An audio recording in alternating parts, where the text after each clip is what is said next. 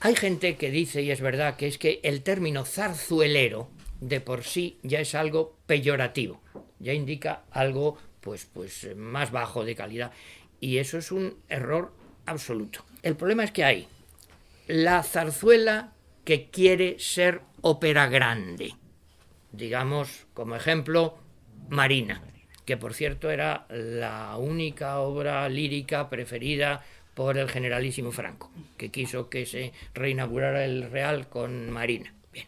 Pero luego hay la zarzuela, digamos, grande, bueno, pues Doña Francisquita, Luisa Fernanda. Me paro un momento en Luisa Fernanda, siglo XIX, siglo XX. Me paro en Luisa Fernanda, ¿por qué?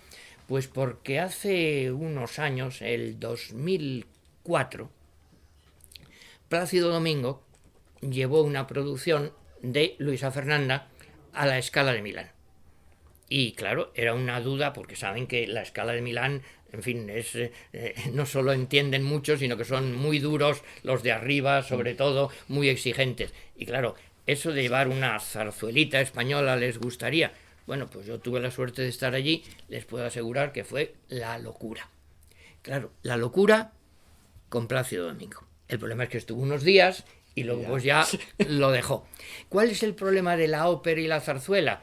Pues sencillamente eso, que yo pongo un ejemplo muy tonto. Miren, si ustedes tuvieran un hijo que empieza a cantar, es un tenor, y dice, bueno, y ve que canta, y dice, bueno, yo no sé si dedicarme a zarzuela o a ópera, no sé si preparar la Francisquita o la Traviata.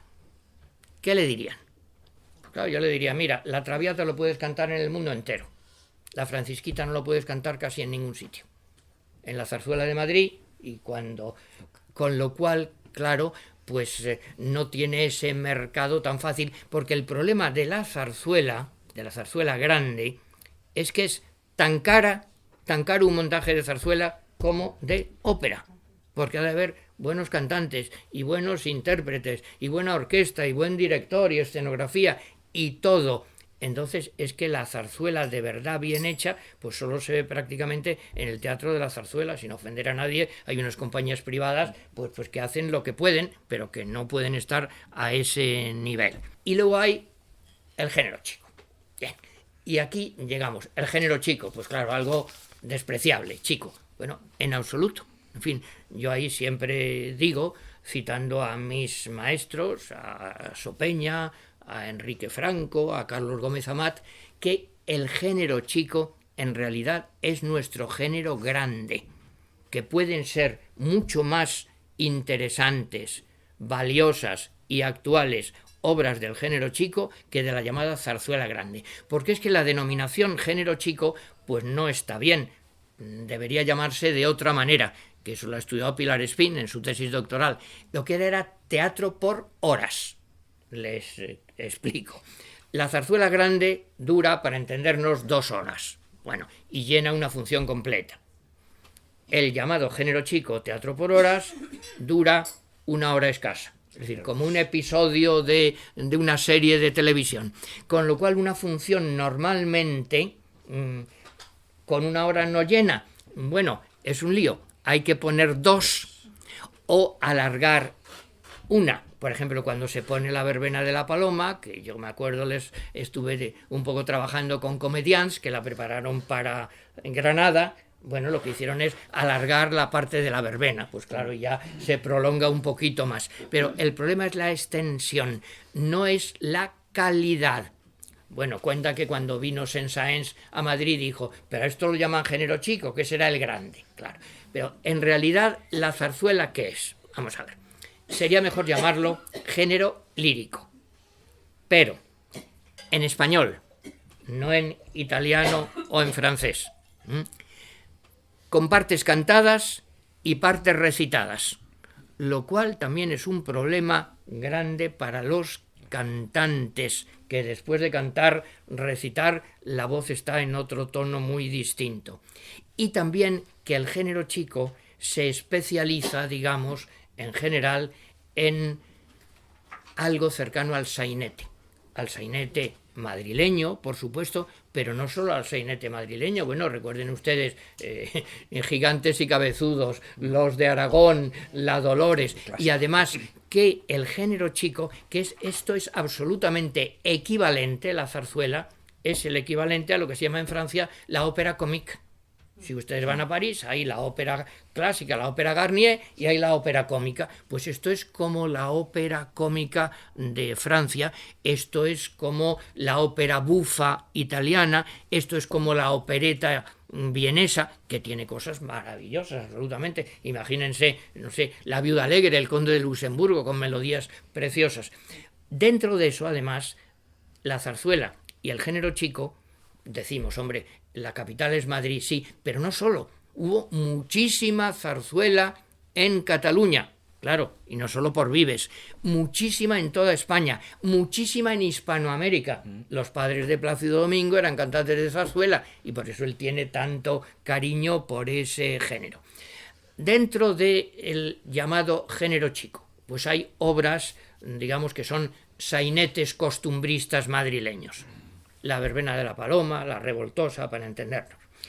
¿Qué interés tiene eso? Bueno, tiene una música, decía Federico, esa expresión pimpante, que luego lo coge Rodrigo, eso, una música popular, alegre, con una capacidad de comunicar con la gente muy grande, pero también tiene unos libretos que no son nada desdeñables. Miren, cuando Zamora Vicente estudia el origen del esperpento, que es la gran creación, una de las grandes creaciones del teatro español, resulta que a lo único que se puede parecer un poco como antecedente el esperpento no es al teatro que entonces triunfaba en la alta comedia, no es Benavente, sino son esas obrillas del género chico, que además, dice Rubén, estos autores y los del Madrid cómico son los únicos que han hecho la gran revolución métrica antes del modernismo. Fíjense la cantidad de temas interesantes. Y también el género chico tiene un interés histórico y sociológico absoluto. Un ejemplo solo. Ustedes se acuerdan. Y si un honrado cajista, maldita sea la. ¿Por qué? 4 pesetas. Claro. ¿Y por qué es cajista de imprenta? Ese personaje. Bueno, el Pablo Iglesias de antes, que era cajista de imprenta, claro, porque dentro del pueblo, dentro de los obreros, eran los obreros especializados. Si ustedes no sé si lo han llegado a ver, yo alguna vez lo he visto todavía, a mano, lo difícil que era eso de componer el cajista de imprenta, con lo cual estaban bien pagados, con lo cual tienen naturalmente pues una conciencia de clase y social. Es donde nace el Partido Socialista. Entonces se puede estudiar los libretos de zarzuela, y sobre todo de género chico. Miren, yo hice una edición de La verbena de la Paloma, pues a partir de los periódicos de la época, porque refleja todo lo de la época. Buena está la política, pues sí, bonita está. Pues sí, el ayuntamiento, sereno, vete ya. Claro, refleja todos los problemas de aquella sociedad, la cuestión social, los serenos, bueno. Pero además de eso hay unos géneros muy peculiares dentro del género chico. Decía Ortega que el teatro es por definición algo circunstancial. Bueno, pues hay un género que se llamaba entonces el a propósito, todo en una palabra.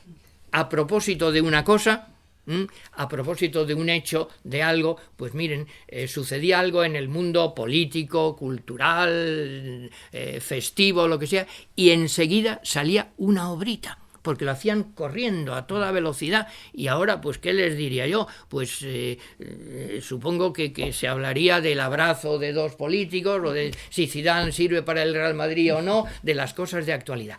Y esos a propósitos hechos a toda velocidad eran muy malos. Pues no. Es decir, había algunos muy malos y había otros excelentes. La Gran Vía. Fíjense, la historia de la Gran Vía es muy sencillo. Cuando decimos la Gran Vía es que se les ocurre imitar lo que ha pasado, lo que se ha hecho en París.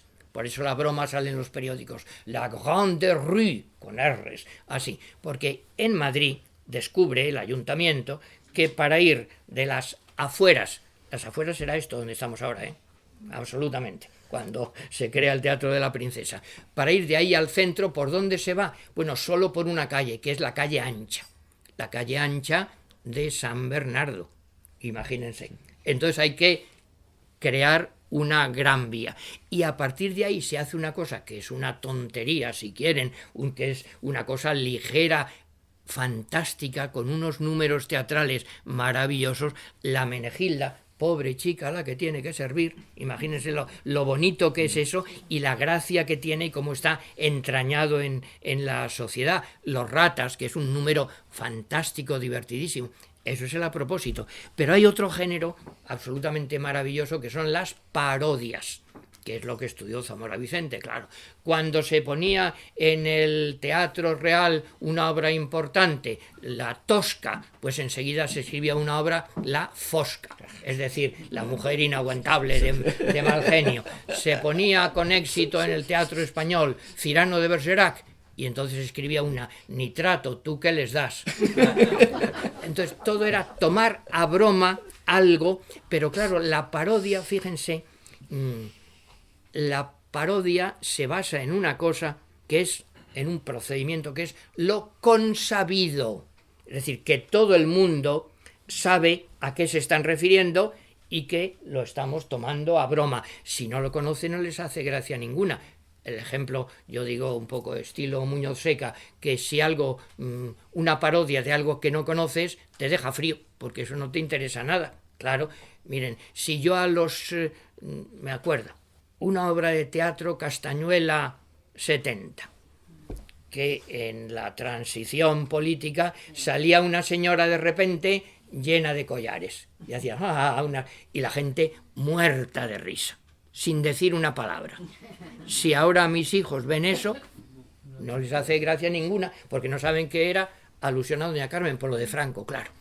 Bueno, pues la parodia se basa en lo consabido, darle la vuelta y reírse de eso.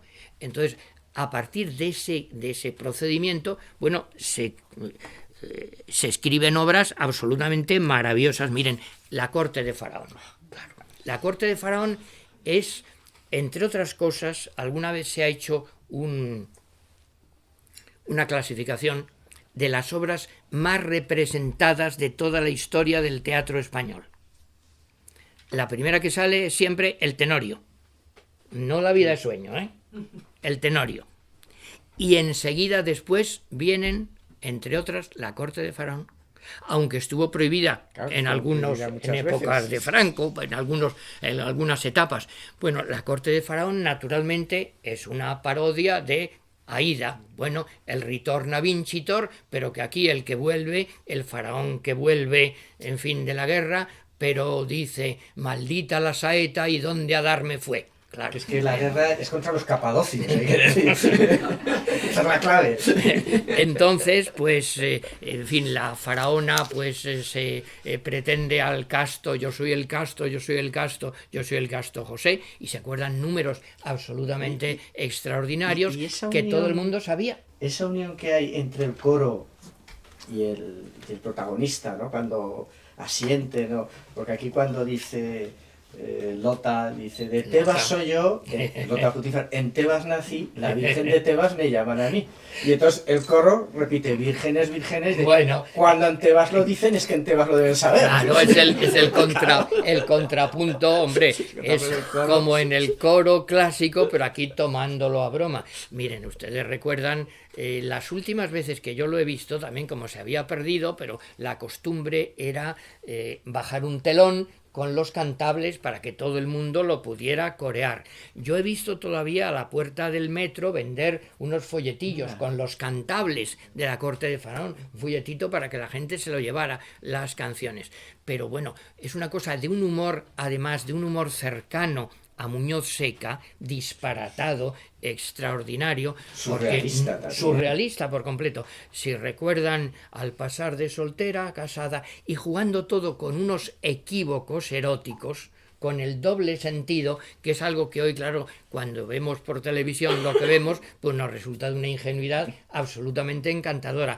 Pero lo que dices yo creo que muy bien dicho, absolutamente surrealista, disparatado. Al final de la obra es el sueño del faraón. Y claro, el sueño hay que interpretarlo. Elemento bíblico, pero también elemento freudiano, si quieren. ¿Y cuál es el sueño? Vi entre sueños 3 mujeres, bla, bla, y aparecen con extrañas vestiduras. ¿Y aparecen vestidas de qué? Normalmente hacen vestidas de flamencas, con mantón de Manila, con el sombrero de ala ancha, y bailan y cantan todos el garrotín. Claro, entonces, un faraón cantando el garrotín. El movido garrotín. Claro, es un disparate absoluto con una gracia enorme. Entonces esto es una obra maestra dentro de su género. Ojo, no crean que me he vuelto loco. No estoy hablando de Shakespeare, no. Hay que hablar cada cosa en su género. Dentro de lo que busca es algo absolutamente maravilloso. Bueno, hay otra que a mí me encanta y a todo el mundo. El dúo de la Africana. El dúo de la Africana, cuando el mejor director de escena que ha habido en España, José Luis Alonso Mañes, hizo un montaje en el Teatro de la Zarzuela, bueno, hizo un montaje que era como los hermanos Marx, claro, era un puro disparate, es el dúo de la Africana, pero aquí lo que representa a partir siempre de una realidad social, claro, que era la presencia de compañías de ópera no solo en Madrid y Barcelona, en las distintas ciudades de provincias, que es una realidad social que puede ser muy trágica. Si ustedes recuerdan la novela de Clarín, Su único hijo. Pero aquí, en broma, claro, las que tienen prestigio son las compañías italianas. Y entonces aquí cantan 2 italianos que no son italianos, que él es aibaturro fogoso, nacido muy cerca del Ebro famoso, y ella es gitana, africana gitana, nacida muy cerca del puente de Triana. Entonces es algo absolutamente disparatado, divertidísimo, como parodia de una ópera.